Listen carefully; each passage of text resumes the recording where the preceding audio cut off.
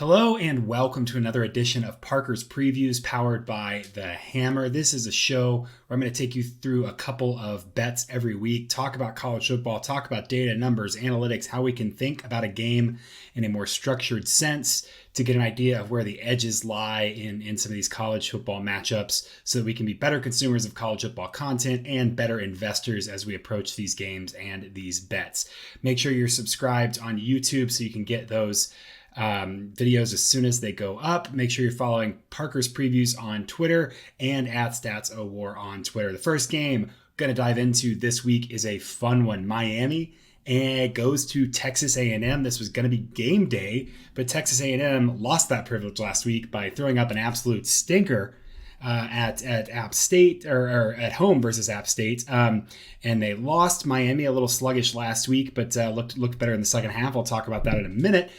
This game opened at Texas A&M minus 7.5. So over a touchdown, it's been bet down to minus 5. The over-under has gone down from 48.5 to 45. And you can get this right now anywhere. The spread, I'm seeing 5.5.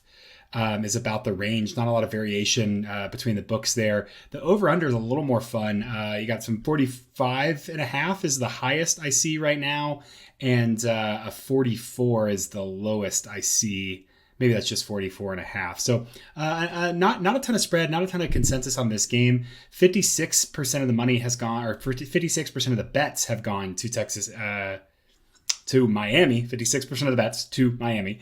And but only 33% of the money for whatever that's worth. So last week Miami played Southern Miss. They won 30-7. They went down 7-3 at one point. They kicked a field goal. They punted and kicked a field goal to start. Southern Miss had a touchdown drive that really a pass interference on third down extended that drive. And then there was a big play. So a little fluky there. Miami drives the ball well, throws an interception, looks pretty bad at half, is up 10-7, but they score on 4 of 5 second half drives, really got things ironed out. So just a slow start there for Miami. I think they're looking pretty good headed into this game. As for Texas A&M, they're now 1-1 on the season. They lost at home to App State in a game that they really should have won if they had any offense at all. They averaged 4.9 yards per pass, 4.9 yards per rush as well. They only ran 38 plays overall, and they had 7 penalties for 60 yards. So sloppy performance overall. Couldn't really get the drives strung together. Fumbled and gave fumbled and gave App State a 29-yard field for a touchdown, and then needed a kick return for a touchdown to keep them close to the game. Had a chance to tie it and missed a field goal. So just kind of a live and die at the margin game for Texas A&M. They really didn't look great. If we talk about them this week and we look at how we're going to approach this game. Get this arranged so we've got everything where we can see it. I do have this as a toss-up game. I do slightly still favor Texas A&M just based on the numbers, but very, very close. I think that 5 points is way too much here. So we're going to talk about why I like Miami. These stats are just this season only. And so Texas A&M is 97th in EPA per play margin, expected points added per play. Miami is 34th. So quality of competition matters a little bit, but those are a pretty big gap between the two offenses. Overall, Miami is 52nd on offense to Texas A&M's 59th. Miami a little bit better on defense, 27th. Texas A&M 104th on offense. Absolutely abysmal. Miami's success rate pretty good. They're moving the ball consistently through the pass and the rush, 24th overall. On defense, Texas A&M holding teams to the 45th overall success rate, a little worse against the rush than the pass. Miami has been a little bit rough against the pass in terms of success rate, which brings their numbers down. And then net points per drive, A&M's not scoring at all. 1.24 net points per drive. Remember, this is just this is a little inflated for Texas A&M because they have missed a field goal. This net points per drive, or this points per drive on offense, is just the value of a touchdown or the value of the probability that you're going to make the field goal that you attempt. So it doesn't actually measure whether you make or miss a field goal. So a little bit inflated for Texas A&M. Offense is not doing great. Miami's defense really good at preventing scores.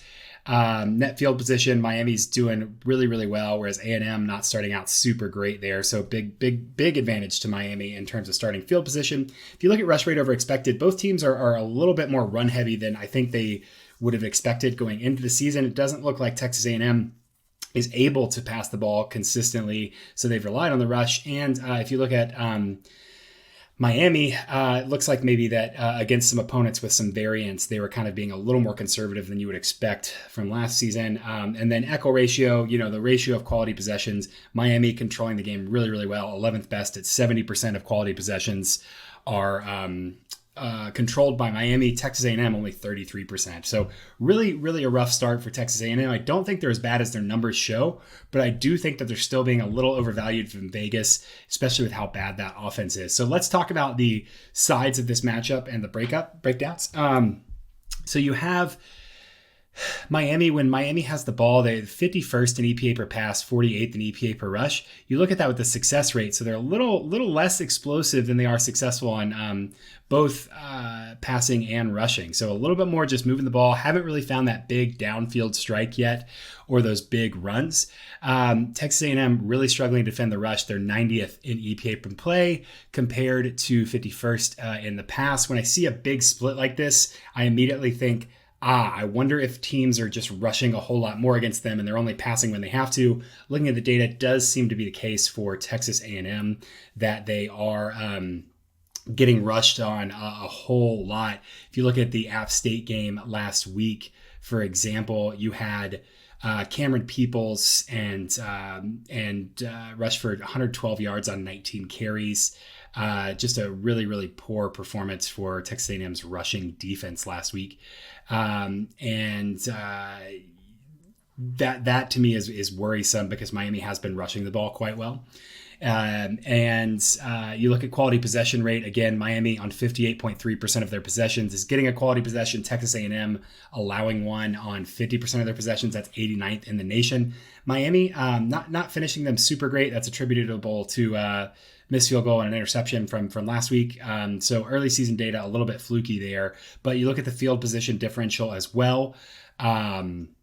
Will they be able to, will Texas A&M be able to make Miami march the length of the field, or will Miami get these positive positions and have shorter drives? Miami's a little more balanced on early downs and late downs, EPA and success, whereas Texas A&M has been pretty good against early downs, 22nd in the nation, but 106th in third and fourth down success. You look at them last week against App State, they allowed 12 of 20 late down conversions against App State, 12 of 20. So not great by any stretch of the imagination for Texas A&M's defense. That'll be the key matchup for me is if Miami can't find success on early downs, can they extend drives against a Texas A&M defense that's pretty poor, especially at those late downs prevention.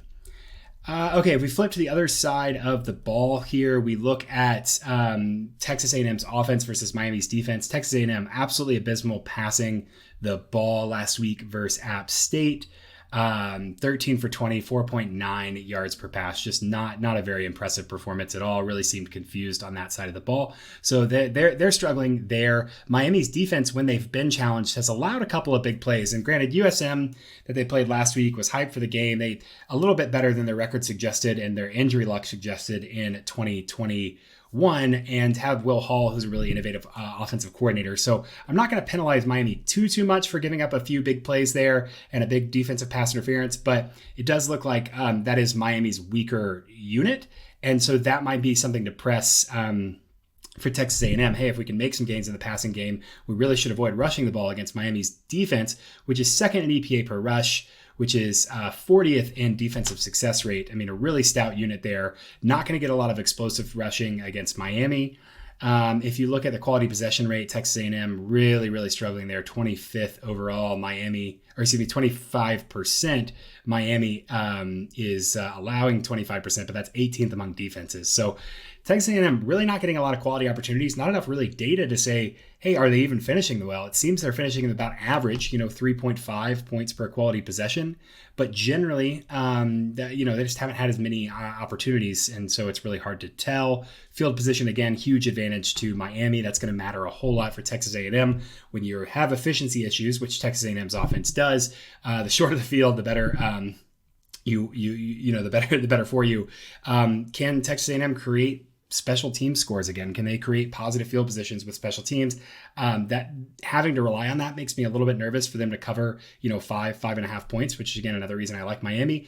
The one thing to look at, Miami's third down success, they were a little again some penalty issues and a couple flukes last week against Southern Miss, 5 of 13. So not excellent for them, but again, early season, a lot of variance in the data there. So maybe they're a little weaker on early downs, or on late downs relative to early downs, but Texas A&M is really bad on early downs. Are they going to find themselves in advantageous third and fourth down situations, or are they going to be looking at third and long and having to kind of get by in those negative situations? That's what really worries me about this. So Miami is a team who's rushed a lot, maybe hasn't found that downfield passing explosiveness that they want with Tyler Van Dyke, but overall, has been able to rush pretty well. Texas A&M not defending the rush very well against App State, and they look like their offensive success is really flighty, and maybe the vision for what the offense can be is a little bit outside of what it is in reality based on the roster that they have.